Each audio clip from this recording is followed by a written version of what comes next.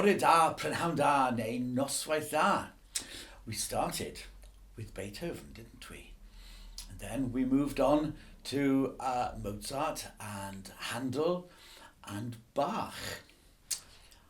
Now, you may not have noticed this, there's no reason why you should, but one thing they all had in common, apart from the fact that they were brilliant composers, none of them had a beard. Not one of them.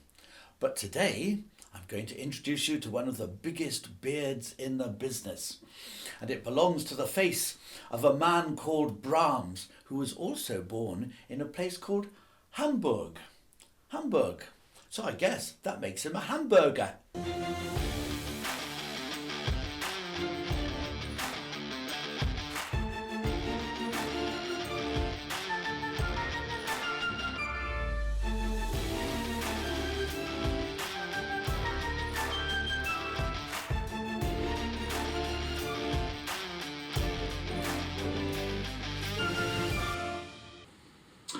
Yes, Johannes Brahms from Hamburg, although he did spend most of his time in Vienna. Do we remember Vienna? This seems to be where all these great composers seem to go to. Had people like Mozart and Beethoven heading off to Vienna, didn't we? Vienna seemed to be like the capital of music in the world. And have you noticed how many of these names start with a B? We had Bach, Beethoven, and now we've got Brahms. So, what's great about Brahms, apart from his very big beard? Well, he wrote some very, very beautiful music. And I'm just going to play two pieces to you. One is called Lullaby, and the other one isn't.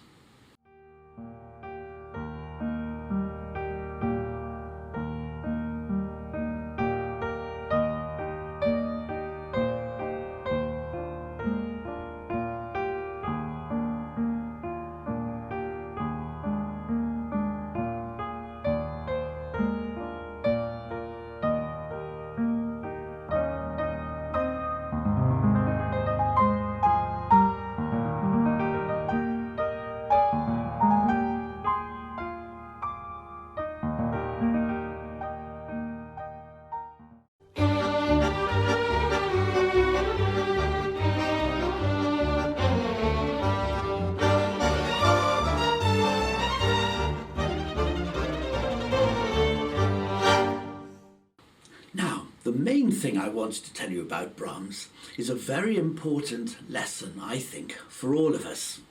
And it is this. Do you remember I used to go on about the symphony, and I always go like this, and I talk about symphony as a long piece of music chopped up into bits and all this. Well, Brahms wanted to write a symphony. And the problem was that he loved and admired Beethoven. He thought Beethoven was absolutely the coolest, the greatest that had ever been, and basically didn't think he, Brahms, was good enough to write one after Beethoven, because what more was there to say? Beethoven had done it all. And I've always thought this is really quite a good lesson for all of us. How many of us sort of see people playing football or netball or good at art or maybe playing the piano? We all think, oh, will I ever be as good as that? I remember as a child hearing people playing the piano thinking, oh, I'll never be able to play like that. And eventually I did. So Brahms took years and years and years to write his first symphony. And thank goodness he did as well, because this symphony is one of my favourite starts to any symphony. We all remember the Beethoven one that goes da-da-da-dum, and this one isn't as famous, but I think it's even more exciting because it just keeps going, and there's this drum going dum, dum, dum, all the way through it until it calms down for a bit. So, shall we have a little listen to the start of Brahms's first symphony, and then we'll see if we're really happy that he did eventually write one.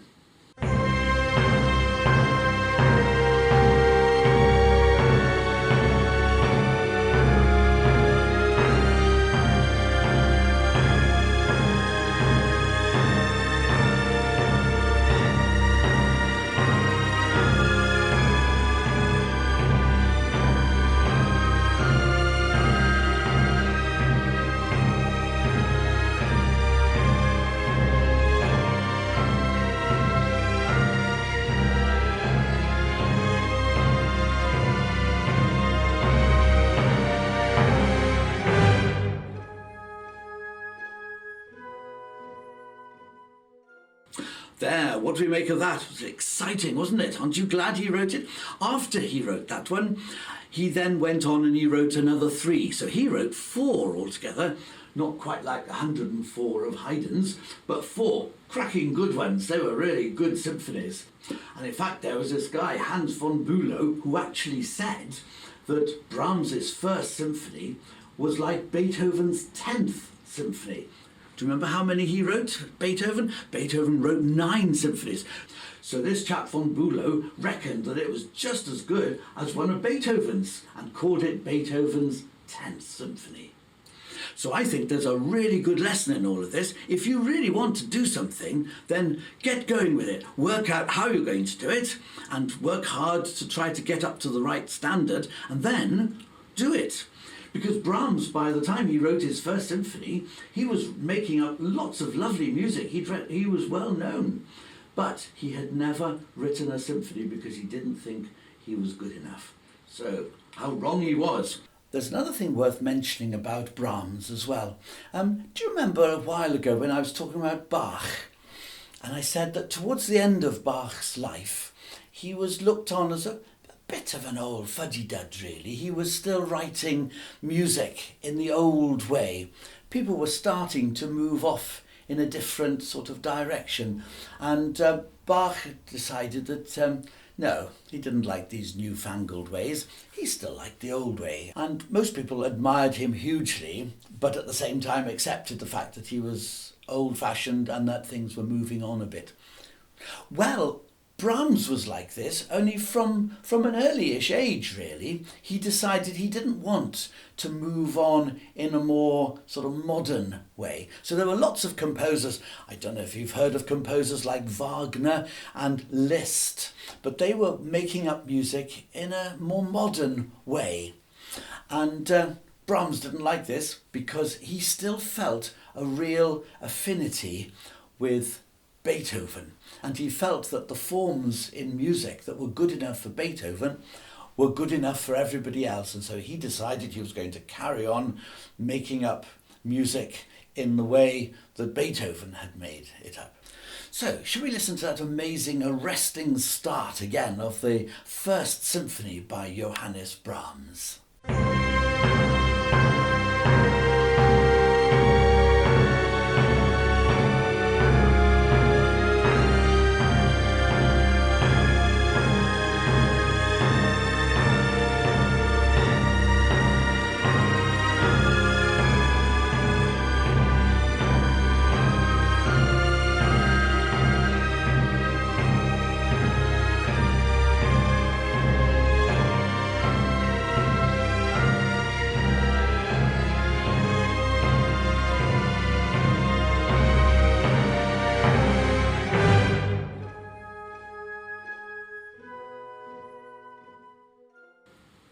Right, well there we are.